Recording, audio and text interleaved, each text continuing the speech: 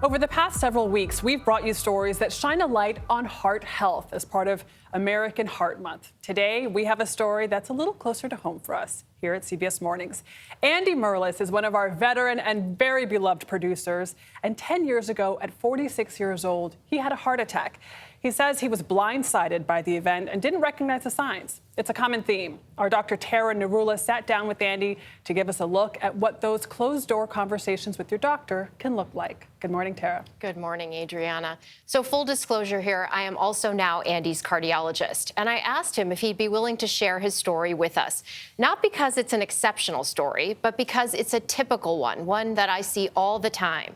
Andy is one of the 600,000 men each year who suffer from a heart attack or fatal coronary heart disease.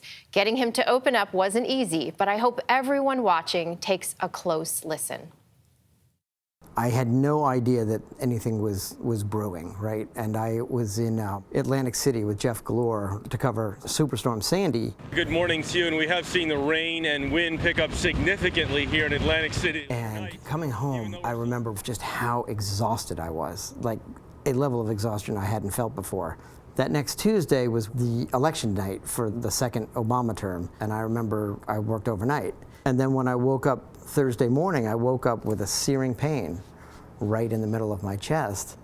I didn't know what it was, but I don't think I'm atypical of men in this world who just think, oh, I'll get over it. Did you think it could be your heart or something serious? I don't remember having that thought until I was on my way to the ER. I walked 10 blocks to the ER while having a heart attack, which I didn't realize. So you still didn't think it was serious enough that you should be calling an ambulance? That's correct. Or That's correct. having someone drive you there? And I'm also really cheap, so I didn't want to pay for an ambulance. Like, I would have crawled. Then they did some blood work, and then I looked up from my bed, and the attending physician was walking towards me at a very rapid pace. And she came and she said that it was a heart attack, and they were going to rush me right up to catheterization and get a couple of stents. Now I was scared, and I was thinking about, I had 3 kids at home. My girls were 7, and my son was 11. So they were young, and both my grandfathers died of heart attacks. Those things start to go through your head. And how old were you at this point? I was 46. I just didn't think 46-year-olds get heart attacks. I look back at pictures of me from then, and I was a gelatinous mess, and I didn't realize that, but I was much heavier than I am now. I was out of shape. So you had 2 stents placed into one artery in your heart. Correct. You mentioned the stress of working as a producer at CBS News for so many years. Yeah. Obviously, it took a physical toll, but what about the emotional or mental toll of the kind of work that you do? We tell some stories that are tough to tell. I don't think that even to this day, I acknowledge what that might have done to me. I think that we sort of compartmentalize that. But the one thing I didn't tackle for years was the stressors. And also, one of my children is pretty profoundly autistic. So there's a lot of stress with a special needs child in terms of just day-to-day living. And her sleep habits are terrible. So for many years, I wasn't getting any sleep. So that added a lot of stress too. So you're constantly on high alert. Yeah, there's no exhaling. And so you came to see me in 2018. You told me you were going to be preparing to run the Empire State Building. Right. You said it's been a while since we've seen inside your arteries. We should do that. But they found it was like an 80% blockage in a much more profoundly important artery. This was an event there could have been much more serious than the one I had. And throughout it all, you have not lost your sense of humor. Oh, no. No, in fact, I used to do stand-up comedy, and I made some good mileage out of my heart attack. I recently had a heart attack. It was not fatal. Making people laugh and laughing yourself is just wonderful. It's such a release, and it also keeps you from taking yourself too seriously. So after your heart attack, what kinds of changes did you make in your life? The first changes I made were diet and exercise. And the biggest change I've made in that regard is that I don't look back and regret things, because regret is waste. What I've learned to do is to take things that I cannot control and stop obsessing over them, stop worrying about them. I think I'm a lot less cynical than I once was. So you're training for a half marathon. Oh, yeah. I'm now training for this half marathon, but there's nothing I can do about what happened in the past, except for learn the lessons of that, right? And so that meant doing everything I can to prevent it from happening again. You know, eating better, staying in shape. Life is a lot more fragile than you think. People would say, you got to get some sleep. I'll sleep when I'm dead. And then when you realize that maybe you were closer to sleeping than you knew. What do you hope that people who are listening take away from this conversation? What I think is important is that you do your best to recognize what's going on in your life and take charge of it where you can. But just because I had the heart attack doesn't mean that it's all over. In fact, it's quite the opposite. You can come back from problems and come back better, and you can do it without wallowing in regret. Or if you watch me and you say, that could be me tomorrow, then change. And that's what I hope people do. Tara and Andy are joining us now. I could have watched an hour of that conversation. It's so important, and it's going to help people make changes in their own lives. I could definitely listen to that guy all day long. All day. I might even make all of you listen to me all day.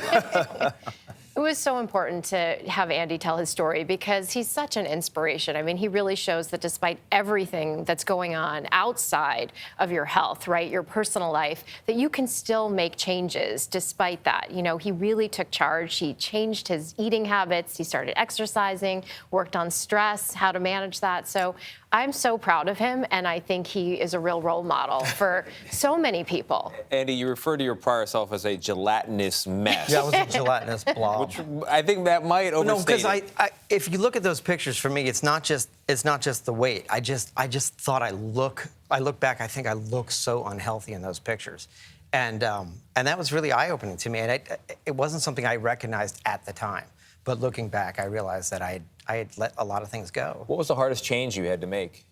I don't think any one any change was particularly hard. I did things kind of incrementally. It started with diet first, and then exercise. Stress was sort of the last thing that I tackled.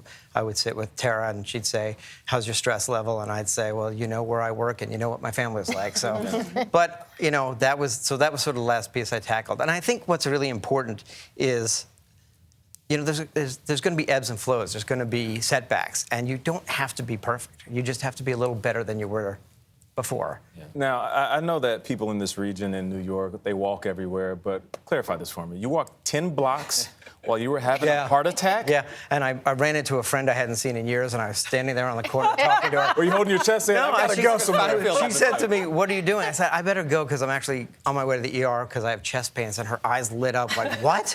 But I didn't think it was a heart attack. I really didn't. This is not the right thing to do, Yeah, by the right, way. exactly. Yeah. No, we just did a piece yesterday about a man who almost lost his life for not getting enough. So, Dr. Narula, what should people do? If they're having symptoms? Yeah. I mean, the first thing is to really call EMS, right? And potentially take an ambulance because bad things can happen walking to the hospital or even taking a cab. You could get hit by a bus. Unless you're Andy. Unless you're me. The Superman. Exactly. Even as a gelatinous mess, I was Superman. Dr. Narula, I was reading that the signs of heart health and issues with your heart can start early on in your teens. You can develop plaque in your arteries. So how early should people be working on their children to establish new habits? I mean, I have a 5-month-old. That's probably too early, but she's not eating solids yet. But no? As early as possible. Okay. I have 2 young children as well. And, you know, we teach them to read the nutrition labels. We talk with them about exercise. And this is really an important point because it's a misconception that things happen late, right? So this first sign, the heart attack, is a sign of a process that's been happening for years. So we see coronary artery disease in teenagers. Really? And so, you know, Andy told me, well, when I was a teenager, I was eating Big Macs and drinking Cokes and fries because I was skinny. So there's this perception that just because you look healthy on the outside or your weight may be a certain way,